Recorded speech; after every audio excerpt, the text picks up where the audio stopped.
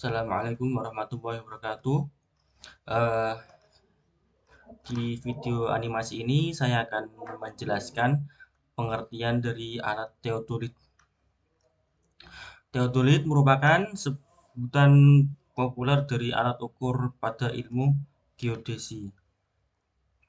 Termasuk ke dalam alat optik, teodolit dipakai untuk menentukan tinggi eh, tanah melalui berbagai sudut, baik itu sudut horizontal maupun vertikal, serta jarak optis. Karena alat ini mengukur tanah dari sudut datar maupun tegak, maka dari penggunaan sudah pasti teodolit berbeda dengan alat ukur tanah yang lain.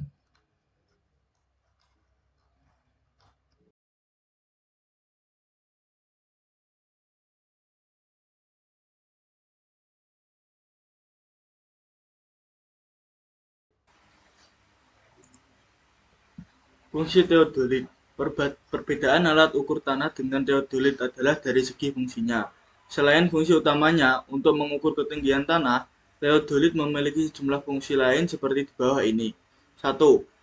Mampu mengukur sudut ketinggian tanah sesuai yang diinginkan bahkan dalam pemetaan yang sulit. 2. Menentukan sudut siku-siku pada pembangunan pondasi rumah atau bangunan lainnya. 3. Mengetahui ketinggian dari bangunan bertingkat seperti gedung pencakar langit. 4. Bisa dipakai untuk mengamati sudut arah lintas matahari. 5. Membantu proses pembuatan pemetaan secara lebih rinci dan detail. 6. Mendukung aktivitas pengukuran poligon serta menghitung rumus baik pada rumah maupun bangunan. 7. Berfungsi sebagai pesawat menyipat datar untuk mengetahui beda tinggi antara satu titik di permukaan bumi dengan titik yang lainnya.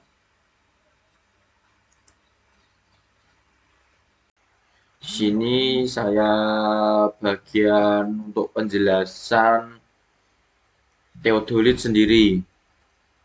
Ini mungkin dari alat teodolit sendiri ya. Yang untuk ininya adalah tripod. Tripod yaitu alat penyangga atau alat untuk mendirikan apa untuk menaruh sebuah teodolit. Mungkin di sini untuk yang ini di sini tuh ada skrup untuk mengunci tinggi dan rendahnya sebuah apa ini jagang teodolitnya. Terus kemudian biasanya di sini yang tengah-tengahnya ini ada unting-unting ada talinya di sini untuk mensejajarkan atau mempresisikan apa kalau sebuah tripod itu sudah tinggi ya, maksudnya tinggi dalam hal sudah sejajar presisi tengah-tengah gitu. Terus di tengah-tengah sini juga ada apa itu baut untuk mengencangkan sebuah alat teodolit ini supaya presisi tengah teodolitnya di sini. Kemudian teodolit sendiri terdiri dari ada beberapa. Yang di sini ada alat untuk lensa mengukurnya, kemudian ini mengatur fokus blur atau enggaknya pada sebuah bak ukur. Mungkin untuk mengukur di bak ukur yang ini ya. Ini bak ukurnya, contoh bak ukurnya diukur.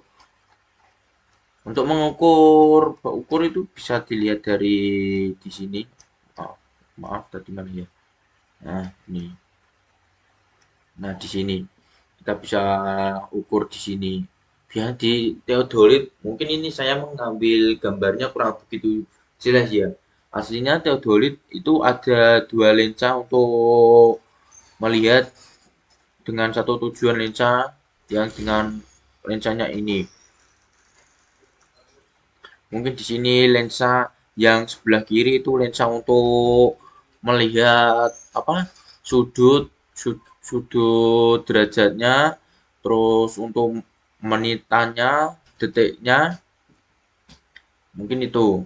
bisa melihat untuk pandangan berapa derajat, sudutnya, berapa menit, berapa detik. Nah, untuk melihat. Terus kemudian yang sebelah kanan itu kan ada lubangnya untuk untuk melihat juga, untuk melihat apa disebut ukurnya, untuk melihat itu benang atas, benang bawah, benang tengahnya itu di sini juga ada. Ya, itu tadi sudah saya bilang, ini saya ambil gambaran teodolit yang kurang begitu bagus. Yang sebelah kanan itu tadi ya untuk melihat fokus blur enggaknya, untuk melihat sebuah benang atas, benang tengah, dan benang bawah. Nah, untuk mengetahui apa benang sudut, derajat, menit, dan detiknya, kita perlu menggunakan flash yang atau senter lah, katakanlah senter untuk pencahayaan yang lebih cerah. Yang lebih cerah itu kita taruh di sini, misalkan senter ya. Itu aslinya ya, saya ulangi lagi ya, maaf. Teodolitnya ini kurang begitu bagus, saya downloadnya kurang begitu lengkap. Di sini itu ada lensa lagi, lensa apa? Kurang lensa yang gelap gitu. Perlu pencahayaan untuk melihat suatu sudut, menit, dan derajatnya.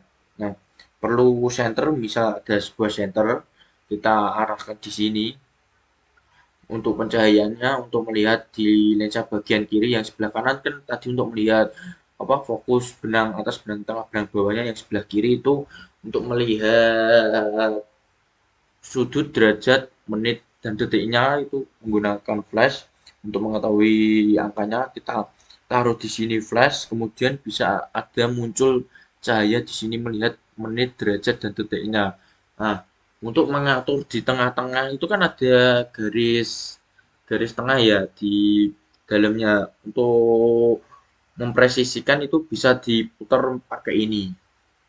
Bisa diputar pakai ini untuk menaruh presisi derajat, menit, dan detiknya. Nah, kemudian setelah itu kita bisa membacanya dua-duanya. Setelah membaca dua-duanya itu kita mengatur membidik benang atas berapa, benang bawah berapa, benang tengahnya berapa. Kemudian setelah itu bisa melihat juga sudut, yang sebelah lensa sebelah kirinya bisa melihat sudut, menit, dan detiknya. Nah, gitu. Oh ya, maaf sebelumnya. Sebelum melihat atau mengukur di bak ukur menggunakan teodolit itu tadi, saya jelaskan lagi ya.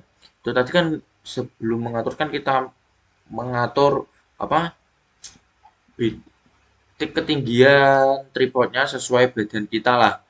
Kira-kira badan kita seberapa, untuk melihat enaknya kita atur sendiri teodolitnya tripodnya seperti apa, kita atur sesuai badan tingginya kita.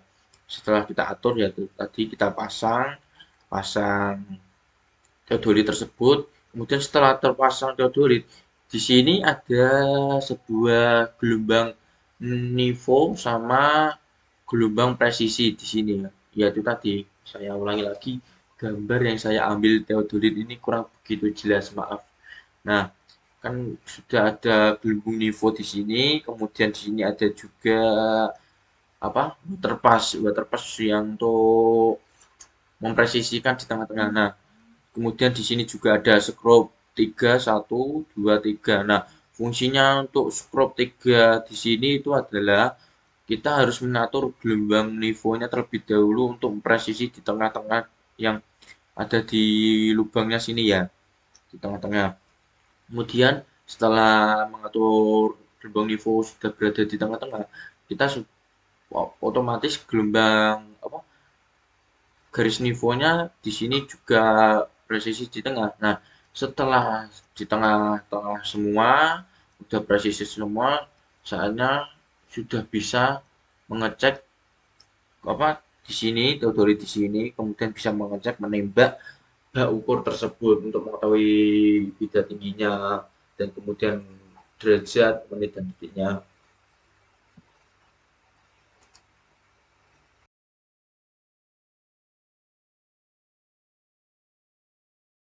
Di sini saya akan menjelaskan tentang cara kerja teodolit itu sendiri.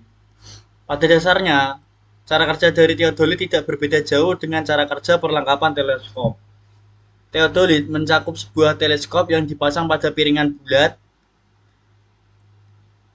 sehingga pengguna bisa memutar alat ini mengelilingi sumbu vertikalnya. Dengan sistem kerja tersebut, pengguna akan lebih mudah dalam membaca sudut horizontal. Di tempat teleskop dipasang juga dilengkapi dengan piringan kedua.